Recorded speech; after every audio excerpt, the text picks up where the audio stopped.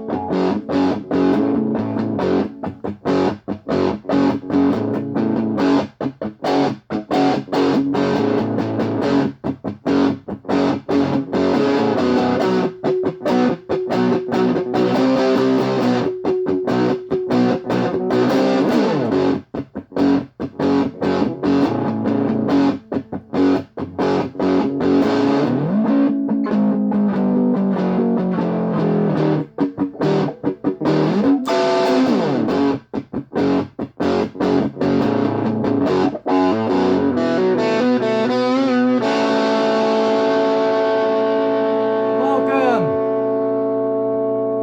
Hey buddies, glad to have you for episode 5 of Weird Blues Tales, where I tell you weird stories, mostly about things that actually happened to me, while I play a little bit of guitar, blues, rock, jazz, weird sound effects.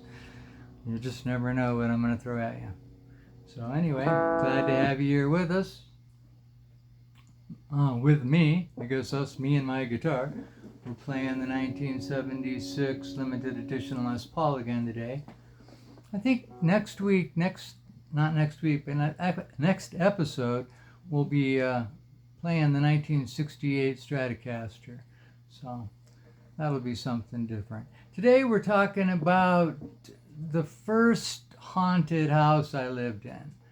I lived in 2 very haunted houses. The third one that was slightly haunted, but the very first one I lived in, we'll call it the Commerce House. And it was actually talked about by Mr. E in a story he did called 3 Things That Shouldn't Have Happened But Happened Anyway. So just a little part of that story he did for me. And if you ever get a chance to watch Mr. E, he does a really good job with true stories. So anyway, when I was 2 years old, my parents bought their first house, and it was by the Rocky Mountain Arsenal. The only thing separated the house from the Rocky Mountain Arsenal itself was a 2-lane highway, a railroad track, and a small vacant lot. And yeah, we moved in there when I was 2 years old, and right away things started happening, not just in our house, but the whole neighborhood. It was pretty bizarre. I mean, this was kind of a really, really great time to be alive. I remember the air being tinged with gold. The sky was a deeper blue than it is now, and the sun was actually yellow. 3 or 4 years later, that all went away. That goldness went away. The sun's like white now. The only time you see those colors now are at sunsets and sunrises. But in those days, yeah, the air was tinged with gold. But at this particular house, this particular neighborhood, the weather was kind of strange, and oftentimes the sky would get angry and dark and turn black, and it would be like nighttime, and strange things would happen. Um, for instance, it was real customary in those days for people to visit each other's houses as neighbors in the morning or the early afternoon and drink coffee and just hang out and talk. And one morning, some neighbors were all hanging out at one of our friends' house having coffee, and the wall cracked, and a 2x4 went flying across the room, and the nails from it stuck in the wall. Nobody got hurt, but yeah, it was pretty freaky, and about 4 or 5 people witnessed this, and of course, the story got around the neighborhood. But things like this were happening in people's houses. As kids, we used to go in the backyard in that vacant lot and dig forts, but they were really trenches. They'd be about 6 feet deep, and they would be connected, with these trenches about 3 feet wide, and then we'd dig these rooms about probably 8 feet in diameter. Sometimes we'd cover them with plywood, and the contractors who built these homes would come and they'd freak out. What are you guys doing? You can't dig a hole. You guys gotta go. And they'd chase us off, and yeah, we'd always come back. But yeah, later on I found out why they were freaking out about this. But one thing I couldn't stand as a kid was going in the basement. The basement just scared the crap out of me, and I was pretty brave. Worst experience I ever had in my life, one of them, was having my first haircut in that basement. I never liked haircuts. I always felt like I was being emasculated.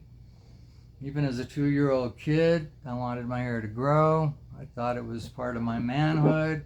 It was really weird, but before, during, and after that haircut, I hated that basement.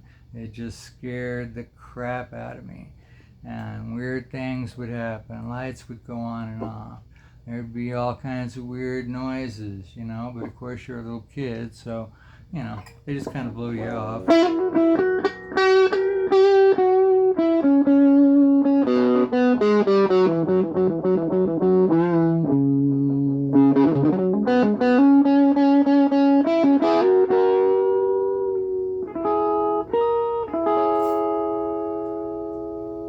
So when I was about 3 years old, had my own bed, had my own bedroom.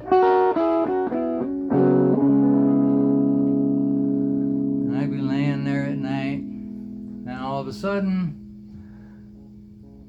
heads would start floating out of the closet and come towards the foot of my bed, pass over me, then pass through the wall and go out. These were disembodied heads, usually yellowish green, male, female, usually ugly scowls on their face.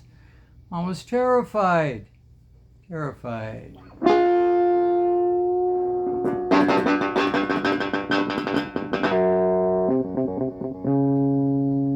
And I would get all my courage up and try to scream, and just little tiny shrieks would come out of me, and I'd get up the gumption somehow to run out of that room, run into my parents' room and tell them what was happening, and yeah, they'd send me back to my room, tell me I had a bad dream, and it would just start all over again. And this happened like all the time, and I was terrified to go to sleep.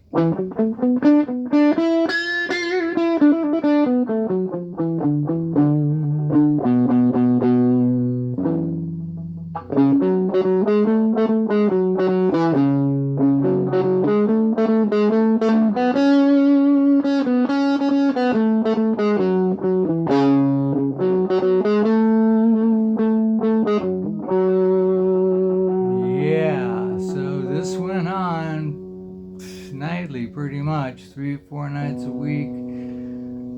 Oh man, I didn't want to go to bed. One night the parade started and then it stopped. And then I looked over to my right, and there was a guy with long jet black hair and a jet black beard with green skin.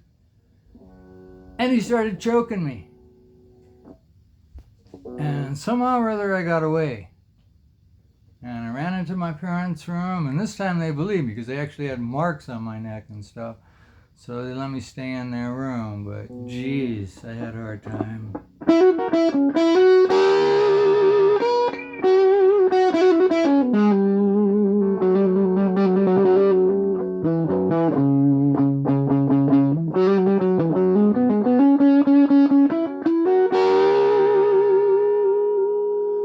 Somebody asked me one time in the comments here how I got into music, and this is actually part of the story.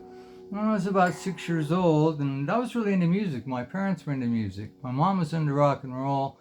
My dad was into jazz and musicals like The King and I and West Side Story and that kind of stuff. So I was exposed to music all the time. My mom was a legal secretary. When she was getting ready for work in the morning, she would either have the radio on or be playing her 45s. So yeah, I was exposed to all kinds of different music, and that was good.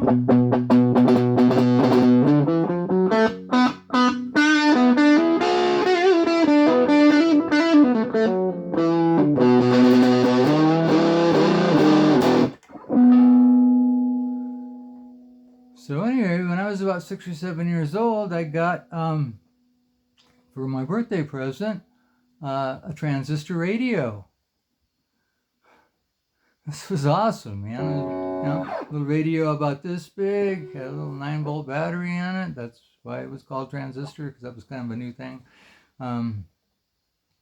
So yeah, I would tune in to the local radio station KIMN and listen to the Kinks and the Dave Clark Five and the Who and the Rolling Stones and the Beatles and the Beach Boys and oh man, James Brown, the Coasters, the Platters. I mean, wow. Okay, so I wasn't supposed to be playing that radio at night, so I'd hide under my pillow and sleep with my ear over it, and I listened to music all night, and it stopped that parade from happening. And so that was a good thing. But yeah, I have really weird, bad memories of different spots of this house that don't have anything to do with what I told you. To this day, I have these flashes of being in the kitchen and it being dark outside with those clouds I told you about, and having this scary, ominous feeling, and then all of a sudden being in the dark, like nighttime, just instantly, and having a more terrified feeling, and then snapping out of it, and having this image of being in this weird hardware store. I have no idea where that came from, but to this day, I still get that image occasionally, comes to me, and daytime, not like when I'm sleeping, like, yeah. And I don't know where, why, or how, or what that has to do anything, but that house was pretty scary. And when I was about 10 years old, we went to the movie one night and came home and the house was on fire. Fire started in my bedroom, on my bed, on my mattress. And yeah, so we had to move out of there, so that kind of ended that house.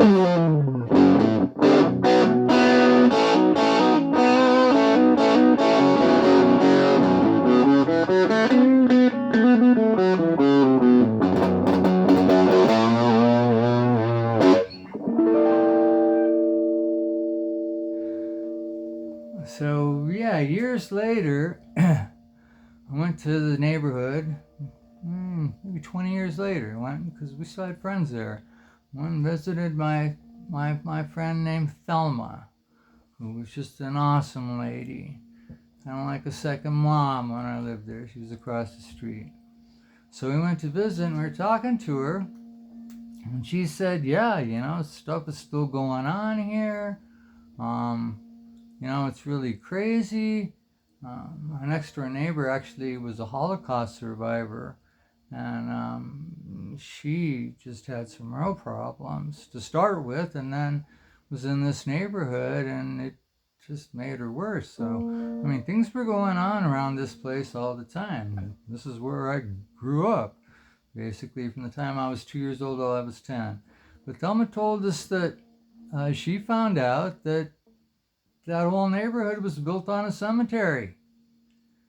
And maybe they didn't get all the bodies out, but they never told people when they bought their property. And about 5 years later, I was visiting her, and she said that that's where the theme for the Poltergeist movies came from. It was from our neighborhood.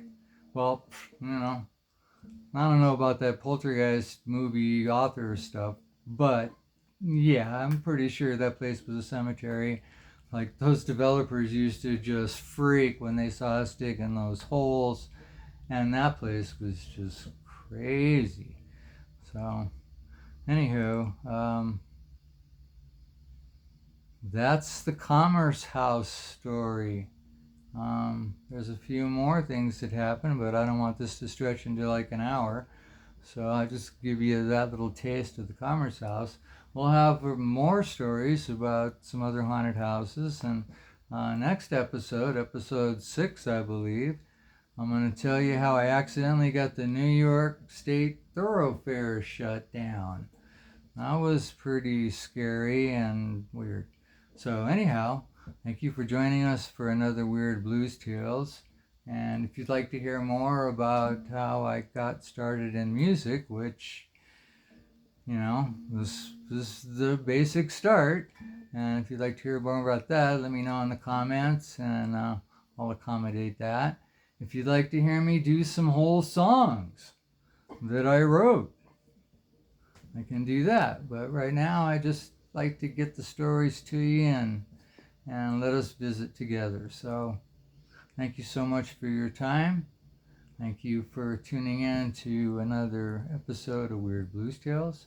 God bless you all, and God willing, I'll see you for the next episode.